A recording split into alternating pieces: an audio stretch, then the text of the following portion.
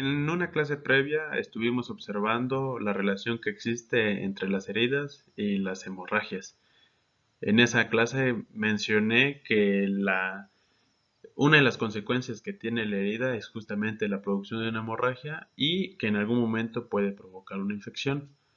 De manera principal, nuestro objetivo va a ser resolver o al menos atender de manera primaria lo que es la hemorragia porque es la que puede comprometer, eh, digamos que la salud de la persona de manera aguda.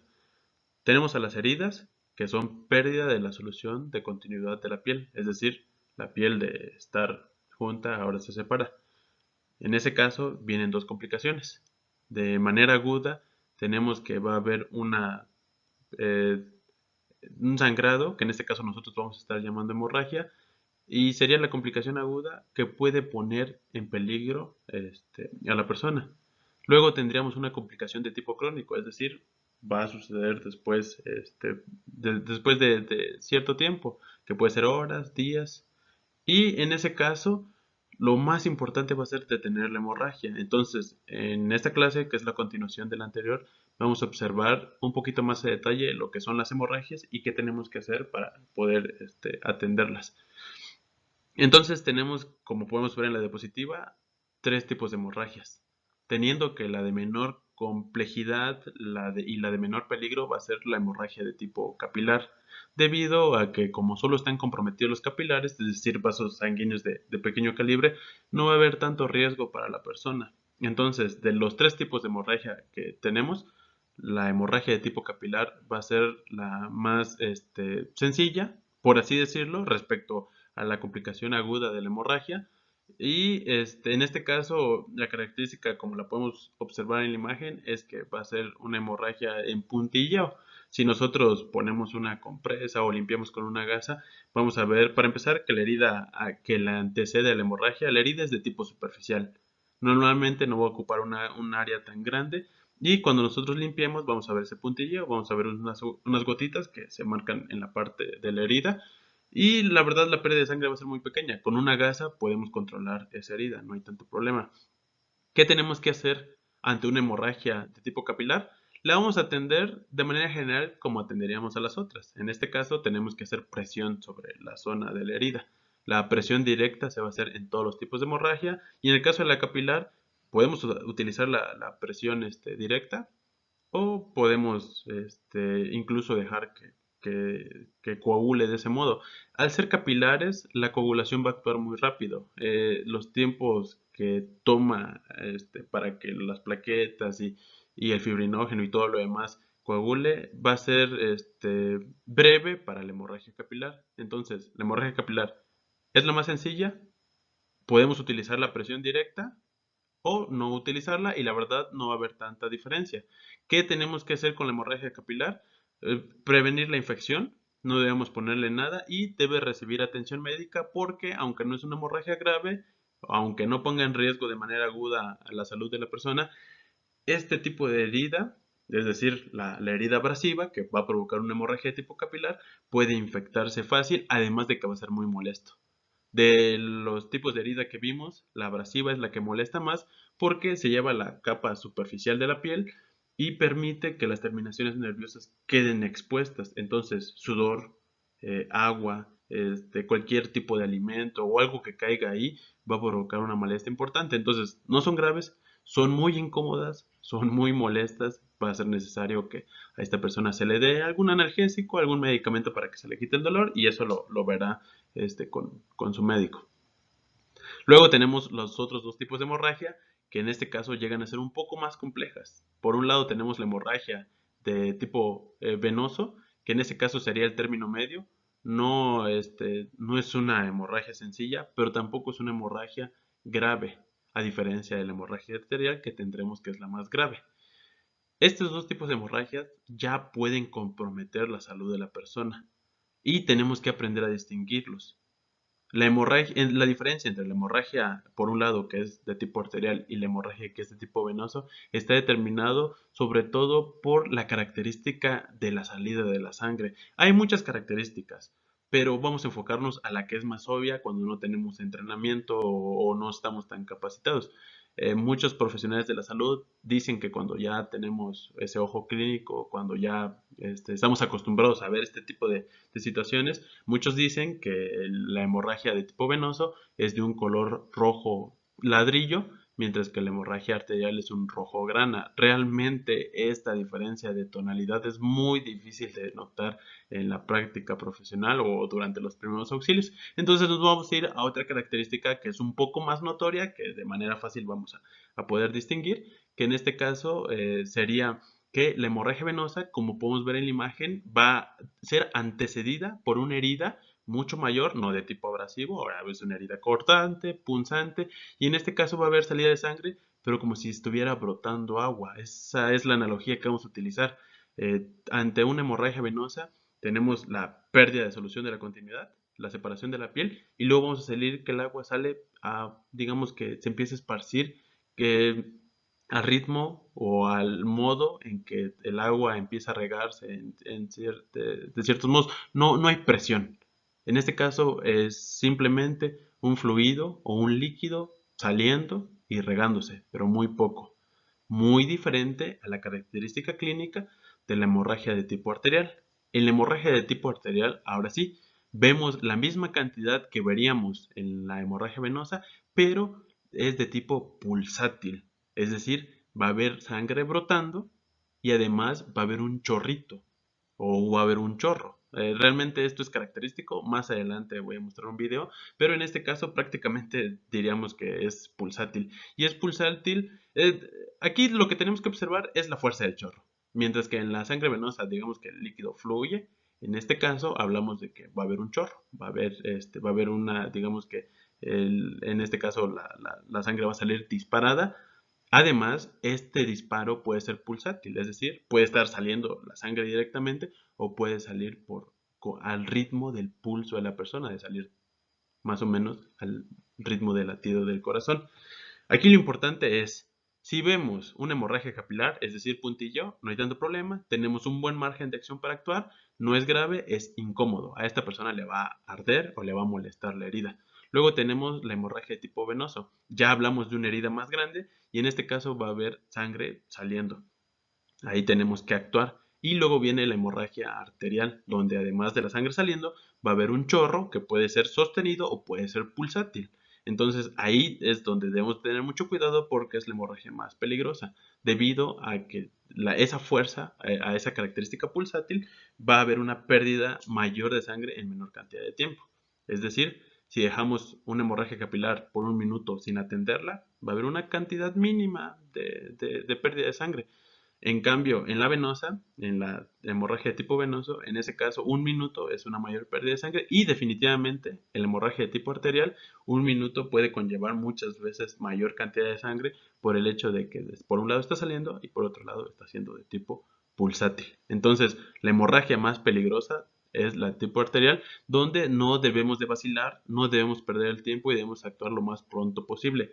Los tres tipos de hemorragia necesitan atención médica. Recordemos que en este caso los primeros auxilios están enfocados a mejorar el pronóstico y a garantizar la atención de la persona. No es un tratamiento definitivo. Esto debe de quedar muy claro. Los primeros auxilios no son tratamientos definitivos. Habrán situaciones en las que dar primeros auxilios permite que una persona pueda quedarse en casa y no tener que visitar a un médico. Las hemorragias no son ese caso.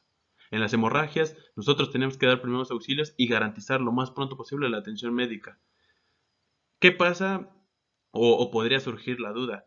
Pero una hemorragia capilar no compromete la vida. ¿Por qué tengo que ir al médico? Porque es incómodo y porque no solo la hemorragia es una complicación de las heridas, también está el riesgo de infección. Entonces, no importa si es capilar, si es venosa o si es arterial, se tiene que ir al médico. Obviamente, entre mayor complejidad tenga la herida, más rápido hay que acudir al médico e incluso acudir a un hospital, porque, por ejemplo, la hemorragia de tipo capilar puede ser atendida en un consultorio, no hay necesidad de una institución o que sea algo hospitalario, pero la hemorragia venosa y la hemorragia arterial de preferencia deben ser atendidas en el área de urgencias, donde esté personal médico, personal paramédico, y con personal paramédico me refiero a las enfermeras, a los odontólogos y a los demás especialistas médicos y en general a los profesionales de la salud que trabajan en un área de urgencias. ahí sí va a ser necesario para la hemorragia arterial y la hemorragia de tipo venoso, porque los primeros auxilios van a evitar que el pronóstico de la persona sea malo, es decir, que llegue a tener una complicación, que llegue a perder mucha sangre o que incluso llegue a fallecer. Ese es el objetivo de los primeros auxilios. Pero el tratamiento definitivo, eso lo va a establecer el médico y se le va a hacer en el área de urgencias o en alguna área hospitalaria. Respecto a las hemorragias, eso sería lo importante.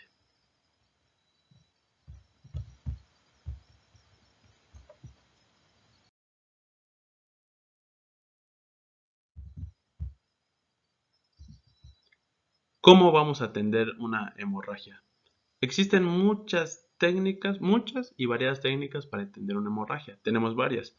En este caso nos vamos a centrar a las que podemos hablar en este medio sin tener que practicar tanto. Poco a poco iremos revisando diferentes técnicas y en algún momento las estaremos poniendo en práctica, pues porque al final de cuentas esa práctica nos va a dar la habilidad de poder atender una situación de urgencia. Entonces vamos a iniciar con la primera. Tenemos varias opciones y la más fácil, la que incluso a veces hacemos por instinto, por inercia, es la presión directa. Entonces, tanto si es capilar, venosa o arterial, la primer técnica o maniobra que podemos aplicar para la detención de una hemorragia va a ser la presión directa. ¿Qué quiere decir esto de la presión directa? Que en el lugar donde haya sucedido la herida, ahí tenemos que actuar. Esa es la referencia. Tenemos una persona con sangrado, tenemos que ubicar dónde está originándose el sangrado. Y esto, aunque parece sencillo, a veces es complicado, porque lo voy digamos que, voy a mencionar este ejemplo. Acabo de decir que lo que tenemos que hacer para detener una hemorragia es la presión directa. Esto significa que donde esté la herida, ahí tengo que hacer presión. Pero esto no es tan sencillo. Esto se complica cuando tenemos una herida facial o una herida craneal o una herida de gran extensión porque va a haber un sangrado importante. Por ejemplo, las lesiones del cuero cabelludo, la sangre no solo va a estar en el cuero cabelludo, realmente va a sangrar para todo el cabello, va a sangrar en el rostro y es muy difícil, viendo a la persona con un sangrado abundante, que a veces puede llegar a ser pulsátil, saber dónde tenemos que hacer la presión. Entonces, la técnica o la maniobra que voy a mencionar ahorita se llama presión directa. ¿En qué consiste? Ubicar la herida y hacerle presión. No es tan sencillo, depende mucho de la situación. Entonces, tenemos que hacer todo lo posible por identificarlo. Y en ese caso, cuando hay mucha sangre y no podemos ver dónde está el origen, tenemos que limpiar. Vuelvo a repetir, la técnica que tenemos a la mano y que es la más adecuada y la más fácil de aplicar para detener una hemorragia es la presión directa. ¿Qué pasa cuando por tanta sangre no puedo ubicar dónde está la lesión? En ese caso tendré que utilizar gasas, una compresa o alguna toalla que yo sepa que está limpia y en ese caso empezar a limpiar lo más rápido posible, limpiar y detectar dónde está, para empezar, fluyendo la sangre y dónde está la pérdida de solución de continuidad. Y una vez que lo ubique, agarro esa gasa o ese trapo y hago presión directa. ¿Cómo se hace la presión directa? No debe ser mano con piel ni mano con herida. Recordemos que queremos detener la hemorragia, pero también queremos evitar que se infecte y muchas veces nuestras manos no es nuestra zona más limpia. Entonces, lo que tenemos que hacer es, tanto si limpiamos o como si vimos la herida de manera directa, tenemos que utilizar lo más limpio que tengamos. Puede ser una compresa estéril, puede ser una gasa estéril o una toalla limpia o si no tenemos nada a la mano, alguna prenda, pero que sea algo moldeable y que podamos utilizar. Podríamos utilizar, por ejemplo, una playera, una camisa, y lo que hacemos es con nuestra mano hábil, hacemos, ponemos en la herida, ponemos la prenda o la toalla que tengamos y hacemos presión directa. Esto de agarrar la habilidad para la presión directa no es que exista una cantidad exacta, solo tenemos que hacerlo fuerte, lo suficiente para ver que no fluya la sangre. Cuando nosotros estamos haciendo presión, tampoco la intención es que le duele a la persona, pero tiene que ser firme. La referencia va a ser, o lo que nos va a guiar es que no se empape tanto o que no se esparza la sangre. Si ya pusimos la toalla y ya estamos haciendo presión y vemos que sigue fluyendo la sangre, nos hace falta un poquito más de fuerza. hacemos un poquito más de fuerza y en el momento que ya no esté fluyendo, en ese momento digamos que ya alcanzamos la presión adecuada. Esto requiere práctica. Espero que en algún momento lo podamos hacer.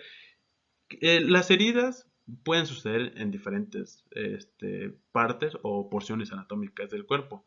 De manera general, cuando la herida está en una extremidad, recordemos que tenemos por un lado pues, la estructura axial o la estructura central, que en este caso sería pues, todo lo que es la porción cefálica. Luego tendríamos el tórax, el abdomen y la pelvis. Vamos a considerar eso como la porción axial porque está en el centro. Luego tendríamos una porción apendicular, es decir, extra. En este caso hablamos de extremidades superiores y de extremidades inferiores, es decir, las cuatro extremidades, las dos extremidades superiores, las dos extremidades inferiores. La regla es que si la herida y por lo tanto la hemorragia está en una extremidad, además de hacer la presión directa, tenemos que hacer elevación del miembro. En este caso, pues, por ejemplo, en la mano. ¿Qué pasa si en una mano existe una lesión? Digamos que está en esta parte. Tenemos que tomar algo moldeable, que puede ser una toalla, eso es perfecto. Ponemos y hacemos presión. Además, para asegurar entre más técnicas apliquemos a una hemorragia, mucho mejor le va. La primera técnica sería la presión directa. Luego tendríamos que ayudarla con una segunda. Está en una extremidad, la podemos elevar. Entonces sería elevación. ¿Qué tanto lo tenemos que elevar? Por encima del nivel del corazón.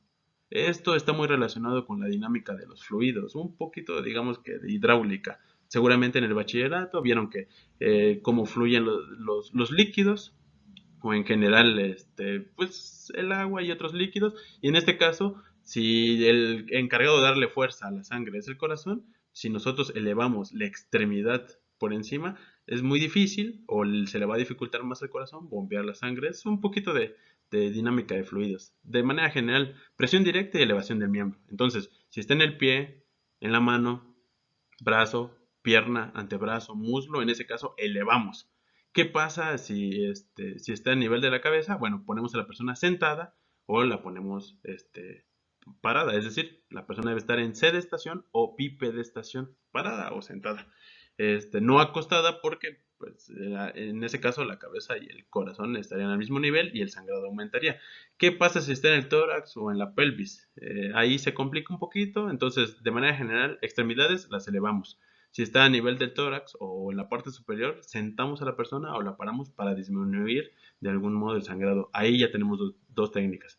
Presión directa y elevación del miembro. Y como lo dice la segunda técnica, elevación del miembro solo lo podemos hacer en miembros superiores o miembros inferiores. Heridas de la espalda, del vientre, del abdomen, de la pelvis son más complicadas y en ese caso el cambio de posición no va a modificar o no va a ayudar, no cambia el panorama, va a seguir con la misma presión. En extremidades sí cambia y hacemos elevación. Recordemos, elevación por encima del corazón. Entonces, mano, por ejemplo, por encima del hombro, lo suficiente para que esté elevado. No, comprendamos esto. La elevación del miembro, con la elevación del miembro, solo se busca elevar por encima del corazón. No es que tenga que ir directamente así. Si es en la mano, no tiene que estar así. Por ejemplo, tendría que estar así. Vuelvo a repetir, en una herida ficticia o imaginaria de la palma, de la mano, en ese caso la persona no tendría que estar completamente estirada. Es simplemente tenemos el corazón y al nivel del cuello. En este caso, presión directa y elevación.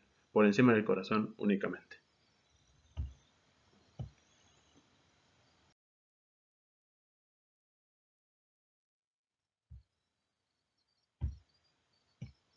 Esta presión directa debe ser mantenida hasta que la persona pueda ser atendida por el servicio médico. Recordemos que la presión directa es el primer auxilio que nosotros vamos a dar ante una hemorragia, sobre todo ante una hemorragia de tipo venoso o una hemorragia de tipo arterial. Pero esta persona tiene que ir a atención médica, que ahora que estamos hablando de una hemorragia de tipo venoso y una hemorragia de tipo arterial, en este caso hablamos de que necesita atención hospitalaria. No vamos a ir tanto a un consultorio, tenemos que ir tenemos que ir al hospital, donde el médico que esté tenga los suficientes materiales para atender esta hemorragia, porque el tratamiento definitivo no es el objetivo de esta materia, pero el tratamiento definitivo ya incluye otro tipo de procedimientos que pueden ser suturas, y para las suturas se necesitan hilos de diferente calibre, hilos de diferente material y una persona que sepa suturar la zona. Entonces, a veces lo puede hacer el médico general, a veces lo tiene que hacer el médico especialista, entonces se complica un poquito más y por lo tanto el hospital es el mejor lugar o el mejor establecimiento para atender este tipo de hemorragias. ¿Cómo vamos a hacer para que nosotros podamos trasladar a esta persona? Ya le dimos el primer auxilio y es muy difícil que un médico cirujano o un cirujano general o un traumatólogo pueda llegar a la zona. Nosotros tenemos que llevar a esta persona al hospital. En ese caso podemos utilizar un vendaje compresivo. Entonces la presión directa de manera inicial la vamos a hacer con una gasa o con una toalla y la vamos a hacer pues con nuestra mano. Pero para los traslados no es tan sencillo y no siempre es tan fácil poder ir haciendo presión directa. Entonces, en ese caso podríamos utilizar un vendaje compresivo. Debemos de tener mucho cuidado de dónde se hace este vendaje y la intención es que sea compresivo, es decir, que apriete, pero cuando hacemos ese tipo de vendajes lo importante es el menor tiempo posible. Es decir, si ya puse un vendaje compresivo, no voy a esperar 2 horas o 3 horas o al día siguiente para ir al hospital. Es de manera inmediata porque esa compresión puede hacer daño y esa herida tiene que tener un tratamiento definitivo. Que esto quede claro. Primeros auxilios son únicamente como tal la primera acción que se hace, pero es temporal y solo es en lo que llega el tratamiento definitivo, es decir, una sutura o algún otro tipo de tratamiento que pueda dar el médico en el área de urgencia.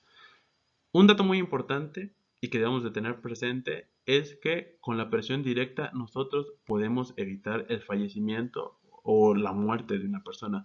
Esto es un dato muy importante. Tal vez alguno de ustedes escuchando esto piense que eso es sentido común, pero créanme que no es así. Muchas personas tienen una mala noción de lo que son las hemorragias. Entonces, nuevamente, aunque esto sea muy repetitivo, voy a decir dos cosas. Primer cosa, no existe como tal sustancias en el hogar que nos puedan ayudar a cortar una hemorragia. Eso realmente no sucede así. Que quede muy claro que ni el café, ni la pasta dental, ni el aceite, ni nada que tengan en la cocina funciona como algo para... de manera general la palabra sería hemostático o hemostasia, que es decir, parar la hemorragia. Tenemos una hemorragia, la hemostasia es detener esa hemorragia. Entonces, no hay ninguna sustancia en el hogar que sea hemostática o que produzca hemostasia.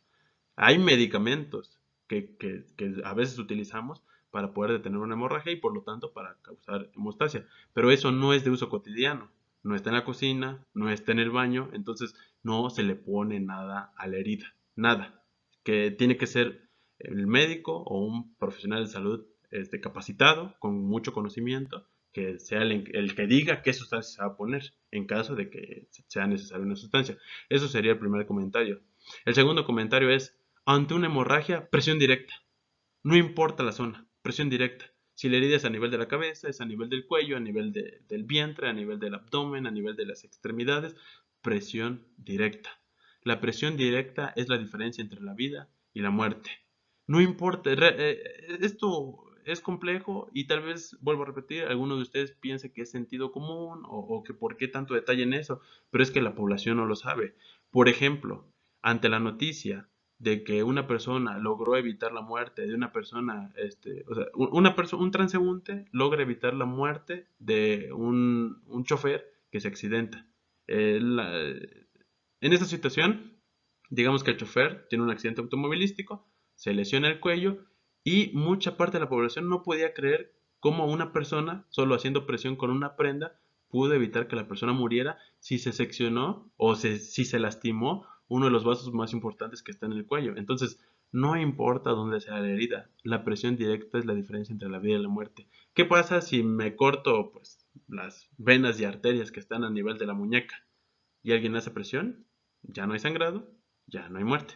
¿Qué pasa si digamos que el vaso sanguíneo, la arteria o la vena es de mayor calibre, son las del cuello? La presión directa también salva. Entonces, no importa el lugar donde esté la herida, la presión directa hace la diferencia entre la vida y la muerte.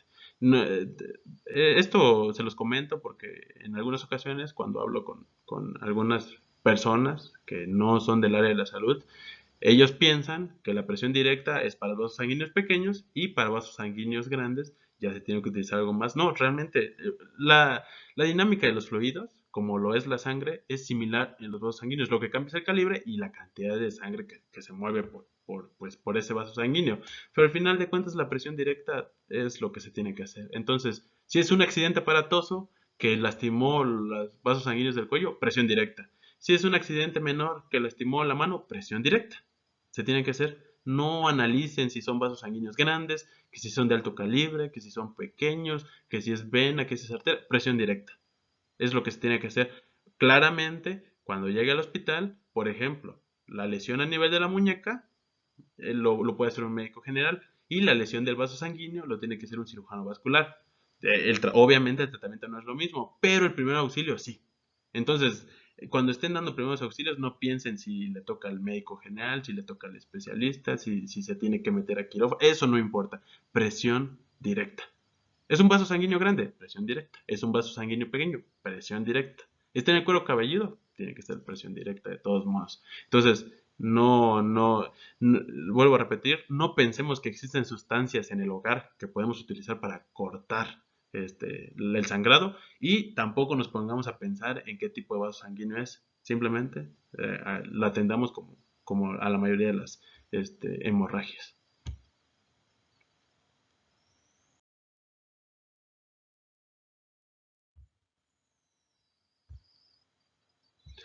Entonces, reafirmar la situación de que si estamos hablando de una extremidad, vuelvo a repetir, extremidad inferior o extremidad superior, tenemos que hacer la elevación del miembro. Pero la elevación del miembro no es una técnica o una maniobra primaria, es secundaria. Con esto quiero decir, ¿hago presión directa o elevo el miembro? En ese caso, si solo voy a elegir una, hago presión directa. No es decir que elijo una de las dos, por ejemplo, voy a elevar la muñeca y ya no le voy a hacer presión. No, realmente es una maniobra secundaria, es decir, la puedes aplicar en conjunto o la puedes aplicar después, pero no la vas a aplicar primero y no la vas a aplicar únicamente. Entonces, la elevación del miembro siempre viene después de la compresión o junto con la compresión. Comprimo y en ese momento elevo. No es que solo voy a elevar, porque realmente por mucho que eleves, disminuyes un poco la presión para el sangrado, pero va a seguir sangrando. Tenemos que hacer presión, tenemos que hacer presión directa. Y aquí viene otra característica. De, una maniobra secundaria sería la presión indirecta. La presión directa no es tan compleja, ya sabemos dónde está la herida, ahí tenemos que aplicar pues la presión. La herida está al nivel del pulgar, en esa zona hacemos la presión. Luego viene una maniobra secundaria, igual que la elevación, que se llama presión indirecta. Entonces, maniobra primaria, hago presión directa. Maniobra secundaria, es una extremidad, elevo la extremidad. Maniobra nuevamente secundaria, hago presión indirecta. Si tengo conocimientos suficientes de anatomía, bueno, de hecho, lo ideal es más o menos saber el trayecto de los vasos sanguíneos para poder aplicar esta técnica, pero existe una regla de manera general. Entonces, si por ejemplo la lesión está aquí, hago presión directa en la zona del pulgar y hago presión un poquito lejos, diferente. Esto es distal, esta parte es distal y esta parte es proximal. Hago presión directa en la zona y hago presión proximal. De todos modos, eso vamos a verlo a continuación.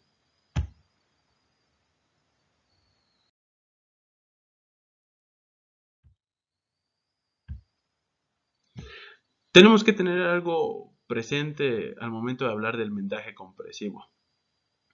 Anteriormente, hace unos minutos, acabo de mencionar que la mejor técnica es la presión directa. No requiere tanto conocimiento, no requiere tanto instrumental e incluso muchas veces es instintivo, es decir, nosotros lo hacemos de manera inmediata. Podremos fijarnos que en los niños pequeños, en cuanto se lastiman, rápidamente se llevan la mano. Entonces, muchas veces la presión directa es incluso instintiva, pero debemos de tener algunos detalles en mente. Ya dije que no existen sustancias que provoquen hemostasia que tengamos en el hogar. De manera general, la mayoría de las personas no tenemos sustancias que pueden detener una hemorragia. Eso es lo primero.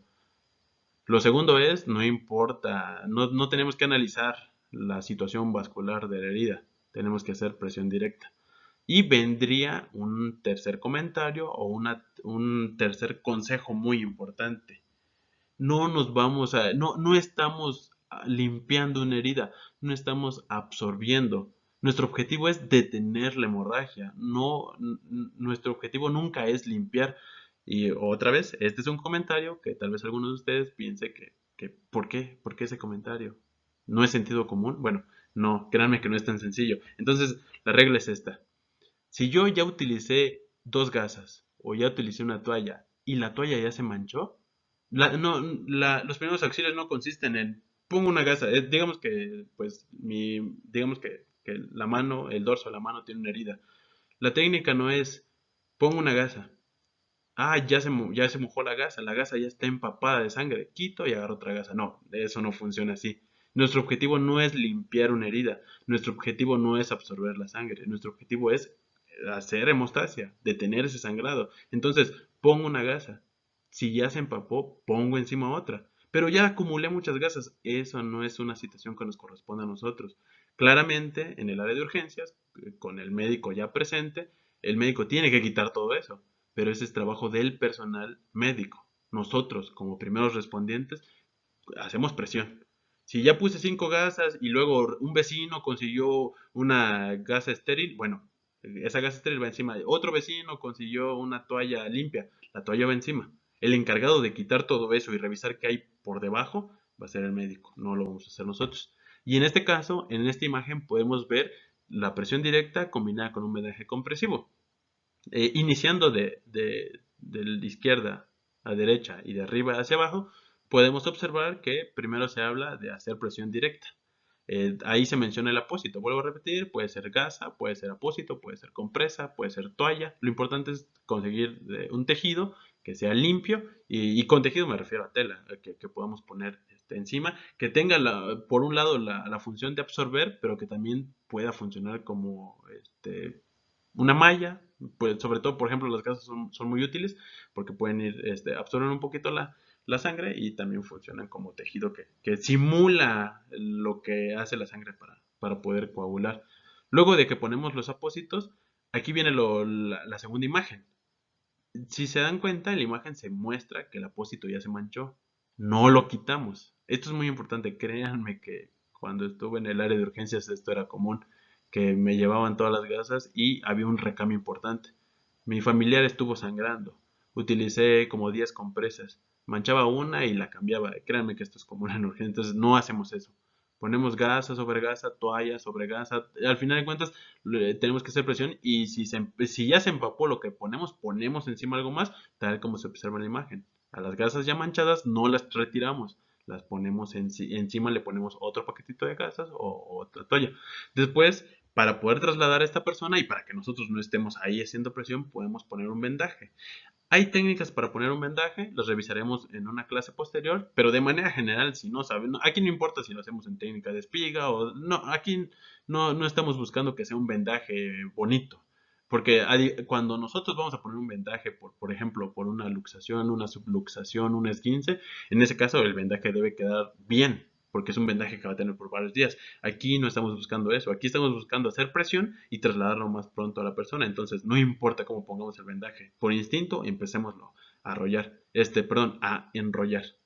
Ya luego veremos que a la hora de utilizar la venda, incluso la venda tiene sus partes, pero en este momento no importa. En este momento agarramos la venda como podamos y empezamos a enrollar con presión suficiente para que vaya siendo apretando o vaya haciendo compresión y podamos llevar a esta persona al área de urgencias.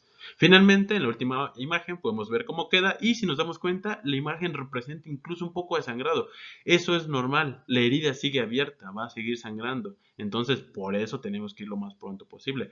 Todo esto de las gasas, de las compresas, del vendaje compresivo, presión directa, presión indirecta, elevación del miembro, todo eso es temporal.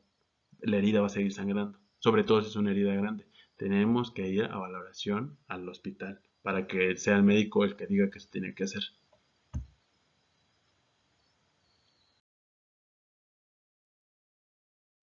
Existen hemorragias que no son tan, digamos que comunes. Ya vimos los tipos de heridas, ya vimos los tipos de hemorragias. En tipos de heridas vimos que existen varias, por ejemplo, cuando vimos la laceración, cuando vimos la herida abrasiva, luego vimos las hemorragias, los tipos de hemorragia, que tenemos tres, pero van a haber situaciones, digamos que atípicas en cuanto al sangrado. Vamos a tener situaciones típicas donde, por ejemplo, una herida punzante a nivel de la muñeca o a nivel de la mano, por un clavo o por un alambre, y va a haber un sangrado.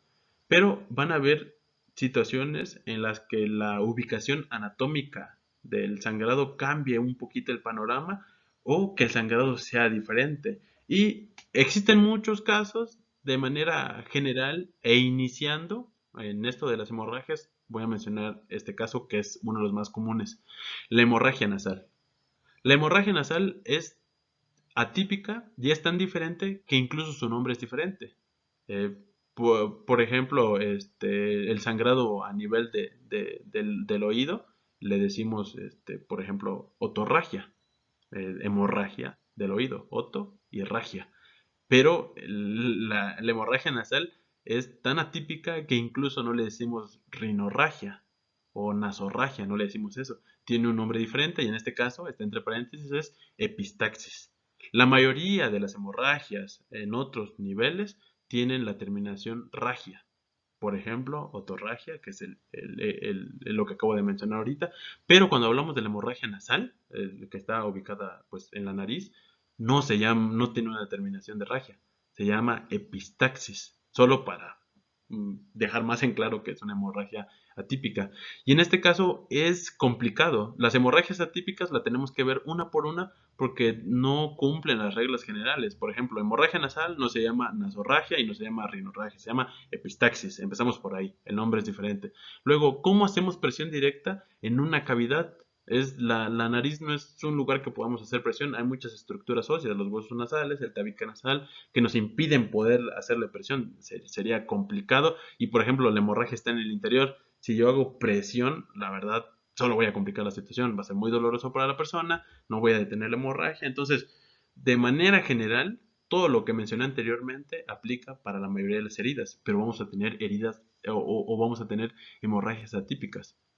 En este momento solo voy a mencionar epistaxis y posteriormente mencionaremos otro tipo de hemorragias. Hay hemorragias muy diferentes. Por ejemplo, solo por darles un ejemplo que consolide más lo que estoy diciendo, existen varices esofágicas. A nivel del esófago se distienden o se marcan mucho las venas y si le llega ácido del jugo gástrico o si un alimento lo lastima, va a haber un sangrado. No podemos hacer presión directa en el esófago, no podemos introducir la mano hasta ahí, no se puede, y si hacemos presión a nivel del tórax o del abdomen, no vamos a lograr hacerle presión directa. Presión indirecta tampoco. Elevación del miembro no, porque el esófago está a nivel de la cavidad torácica. ¿Qué se tiene que hacer ahí? Un primer respondiente no puede atender una hemorragia de varices esofágicas. Se los voy a mencionar, no es un tema un poquito, ya un poquito más avanzado, pero se los voy a mencionar. La hemorragia, por ejemplo, de varices esofágicas, como primer respondiente no las podemos atender. Y en el hospital muchas veces a estas personas no les va bien. La verdad, el pronóstico es muy malo para estas personas. Incluso si la hemorragia inicia en el hospital, muchas veces no da tiempo ni que el médico general ni el médico especialista reaccionen. Realmente les va muy mal. La muerte es en segundos. Entonces ahí estamos, la verdad, desarmados. No hay primeros auxilios para esa situación. Es una situación muy complicada. Esa es una hemorragia típica. Pero ese es un caso muy difícil que muy pocas veces se ve y que cuando se ve, pues desafortunadamente es fatal. Volviendo a lo que tenemos más cerca, a lo que es un poquito más común, tendríamos la hemorragia nasal, que pues, si lo acabo de decir, a partir de ahora la vamos a estar llamando epistaxis, que es el nombre correcto. ¿Qué vamos a hacer con la epistaxis? No hay elevación del miembro, sí, obviamente la persona tiene que estar sentada, pero no podemos elevar el miembro, solo persona sentada o persona parada para, pues, de algún modo, lo que decíamos de la diferencia entre el nivel del corazón y la herida. No vamos a hacer presión directa porque realmente no se puede. La presión directa ahí no se hace con las manos. Existe el modo de hacer presión directa, pero es con una técnica un poquito complicada que no es para primer respondiente. Es técnica para el médico general, el médico de urgencias o el médico otorrinolaringólogo. Entonces no lo vamos a ver. Tal vez en algún momento se los explique, pero no es una técnica de primeros auxilios, ya es una técnica avanzada. ¿Qué vamos a hacer nosotros como primeros respondientes ante una epistaxis? Bueno, la persona tiene que estar sentada o la persona tiene que estar parada. Debido al sangrado y a que muchas personas se pueden incomodar con la sangre o con el olor de la sangre, porque pues, está justamente en la nariz, de preferencia sentada. No, acostada definitivamente no. Y definitivamente, otra cosa que la población malentiende, muchas personas piensan que cuando el sangrado está a nivel de la nariz, o sea, está saliendo hacia adelante. En ese caso, las personas piensan que si está saliendo hacia adelante es porque la sangre estaba atrás, entonces les elevan la cabeza y las hacen hacia atrás. No vamos a hacer eso como primeros respondientes. Como primeros respondientes, nosotros debemos saber que anatómicamente lo que piensan las personas es incorrecto. No es que la sangre esté guardada en la parte de atrás y que el sangrado, el epistaxis sea que está saliendo y que hay que evitar que salga, no. Realmente está sangrando las paredes y así como hay una cavidad en las fosas nasales que puede salir hacia adelante, así también se puede ir hacia atrás con las coanas y la nasofaringe. Entonces es peligroso. Muchas personas piensan que es peligroso porque la persona se puede ahogar. No es tan fácil que se ahogue. Es una complicación que puede suceder, pero no es tan fácil. Más bien la complicación de hacer pues la cabeza hacia atrás y que la sangre se vaya hacia atrás es que ese sabor o esa cantidad de sangre va a irritar a nivel de la faringe y puede producir el vómito. Y al sangrado que ya teníamos le vamos a agregar a los fluidos del vómito, que va a ser la situación más incómoda y mucho más peligrosa para la persona porque se puede broncoaspirar. Es decir, parte de la sangre, parte del vómito o sangre y vómito se puede ir a los pulmones y esa situación va a ser muy incómoda. Entonces, no hacemos eso. Así como podemos ver en la imagen, lo que tenemos que hacer es todo lo contrario, la cabeza hacia adelante. La persona tiene que estar inclinada hacia adelante para que dejemos fluir esa sangre. Es muy difícil que las personas dicen, es que esa sangre se va a perder, es su sangre perdiéndose. Me imagino que todos estaremos de acuerdo en que no está sucediendo, no es lo que está sucediendo. Entonces, no hacemos la cabeza hacia atrás, al contrario, inclinamos la persona hacia adelante, cabeza hacia adelante, torso hacia adelante, dejamos que fluya la sangre, porque la preocupación es que se vaya hacia atrás, no hacemos eso. Y después de que ya tenemos la persona en una posición adecuada y que ya, como podemos ver ahí, la persona, pues ya como primeros respondientes, ya estamos controlando la situación y ya estamos al lado de la persona, ahora sí, ¿qué técnica vamos a aplicar? Existen varias técnicas. La técnica de primer respondiente consiste en me voy a la parte que está entre ambos ojos. Justamente, o sea, en el nivel de ubico la nariz y donde está entre ambos ojos, pues pongo mis dedos y después empiezo a palpar, palpar, palpar y lo que voy a sentir es el hueso nasal.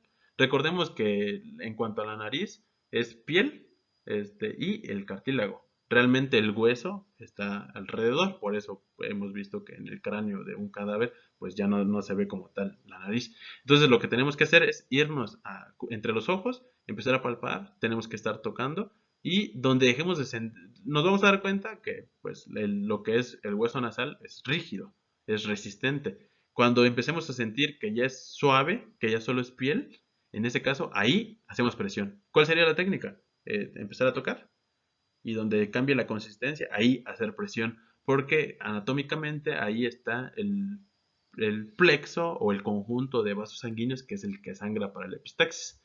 ¿Qué pasa si ya estoy haciendo presión y no deja de sangrar? Bueno, de manera general, colocamos en posición a la persona, la sentamos, posición adelantada, hacia adelante, inclinada, tocamos hueso nasal, hacemos presión. ¿Cuánto tiempo vamos a hacer presión? Algunos dicen que 1 minuto, pero de manera general entre 1 minuto y 5 minutos vamos a hacer presión. No, aquí vienen las recomendaciones. No vamos a hacer a la persona hacia atrás. No vamos a introducir papel en la nariz, no vamos a introducir algodón a la nariz, no vamos a introducir gasas. Eso no lo... Existe una técnica para introducir gasas, pero eso no lo hacemos como primeros respondientes. Lo hacemos en el área de urgencias porque si hay una complicación, ahí tenemos todo para reaccionar. En la calle, si tratemos de hacer un taponamiento que así se llama la técnica con gasas, no va a ser adecuado. Se pueden haber complicaciones y no tenemos ni personal ni equipo. Entonces, vuelvo a repetir, inclinación del torso y del rostro, de toda la cabeza en general, palpación de huesos nasales y donde cambia la consistencia, hacemos presión. De manera general, uno puede practicar con su propia nariz, puede tocarse y darse cuenta, y es lo que haríamos con una persona. Después de los 5 minutos que estoy haciendo presión y no deja de sangrar, en ese caso, busco que me ayude a alguien y que vamos a trasladar a esta persona al hospital haciendo la presión. Ahí, esa sería la presión directa pues, para este tipo de hemorragia. Ya sea que yo siga haciendo la presión y alguien nos traslade juntos, por ejemplo, pues en un vehículo o en una ambulancia, o que alguien más se encargue. Pero esta persona hay que trasladarla lo más pronto posible al hospital, porque ya van más de 5 minutos y alguien debe ir haciendo presión para que sea en el hospital que se revise, porque igual sin entrar en tantos detalles, la hemorragia nasal a veces puede ser por que se rompió el plexo o a veces hay una patología o un problema de salud un poquito más grave. Hay personas que, por ejemplo, tienen desafortunadamente crecimientos dentro de la nariz y nunca se atendieron. Tenían dificultad para respirar, nunca fueron a consulta y en algún momento hay un sangrado abundante. La epistaxis de manera general no compromete la vida de manera general, pero hay epistaxis que sí son graves, entonces debemos de tener mucho cuidado si con nuestra técnica no deja de disminuir el sangrado, en ese caso tenemos que trasladarlo lo más pronto posible al hospital para que sea el médico el que diga, bueno, era una hemorragia sencilla, ya se puede ir a su casa, o sea el médico que diga, ¿sabe qué? Tiene un problema no diagnosticado que en este momento es grave y tiene que pasar a quirófano. Hay epistaxis que tienen que ser operadas. Entonces, no nos confiemos tantos con la epistaxis. No, tengamos lo del cuidado necesario.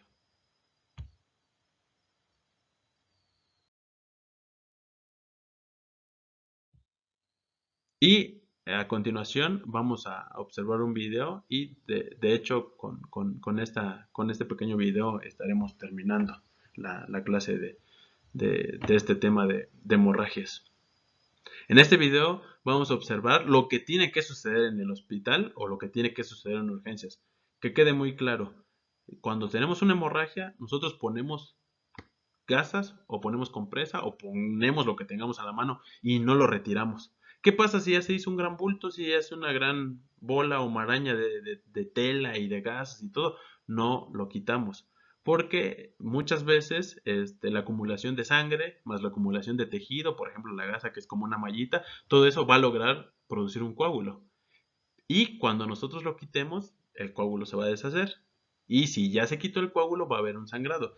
Este video es nada más ilustrativo y me interesa que vean qué es lo que sucede, que debe suceder en urgencias. Recordemos que la presión directa, el vendaje compresivo, las gasas, todo eso es un tratamiento temporal.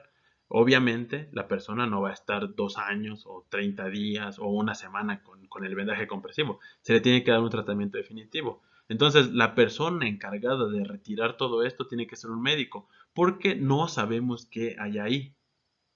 No, esto es muy importante.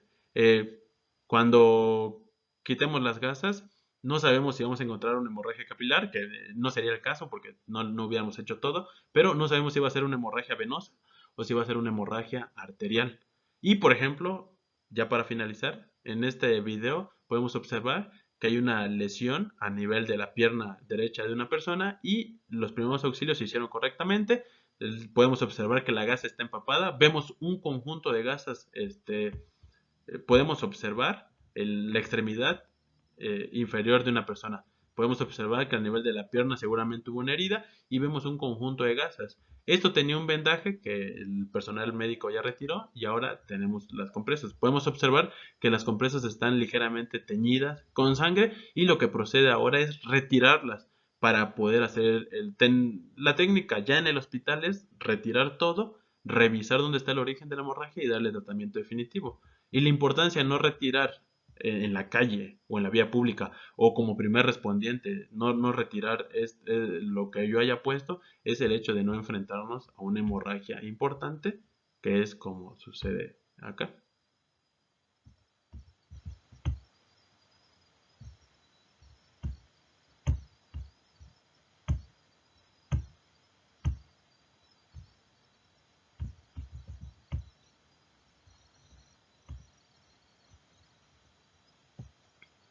En el video podemos observar cómo se quita.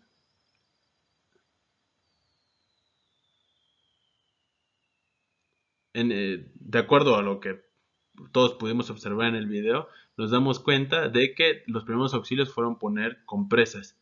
Y luego lo correcto es llegar al hospital y el médico no sabe qué pasó. Obviamente le pregunta a la persona con qué se lastimó, qué estaba haciendo, empieza a hacerle semiología a esto, que es algo que aprenderemos en otra materia y en otro semestre, pero empieza a hacer semiología. Aunque hagas una muy buena simbología, esto se tiene que revisar. Entonces, lo que procede es retirarlo. Y en lo que se observa en el video es que se retiran las compresas, podemos ver una laceración, se observa que tocó piel, tocó tejido celular subcutáneo y probablemente haya tocado músculo. Y podemos ver que en cuanto retira lo compresivo, la técnica de primeros auxilios, observamos que sale un chorro de sangre. Entonces, qué tipo de hemorragia creen que sea. ¿Será una hemorragia capilar? ¿Será una hemorragia de tipo venoso? ¿O será una hemorragia de tipo arterial? Y está interesante también observar que en este caso la persona volvió a poner inmediatamente la, pues, el conjunto de gasas. Entonces, posteriormente estaremos analizando qué tipo de hemorragia es. Seguramente cada uno de ustedes ya puede sospechar o saber inmediatamente qué tipo de hemorragia es. Eso lo estaremos platicando. Y qué sucederá después es algo que igual iremos platicando poco a poco, porque el objetivo de esta materia es saber qué tenemos que hacer en cuanto a primeros auxilios y tal vez saber un poquito qué hacen los médicos ya para atenderlo definitivamente, aunque la prioridad es saber los primeros auxilios. Entonces, en esta clase dimos la continuación a heridas. Ya habíamos visto heridas anteriormente. El día de hoy, de manera un poco más profunda, empezamos a observar hemorragias. Vimos los tipos de hemorragia, qué tenemos que hacer de manera general ante una hemorragia, y también se hizo la mención de aquellas cosas o malos hábitos que definitivamente no debemos hacer.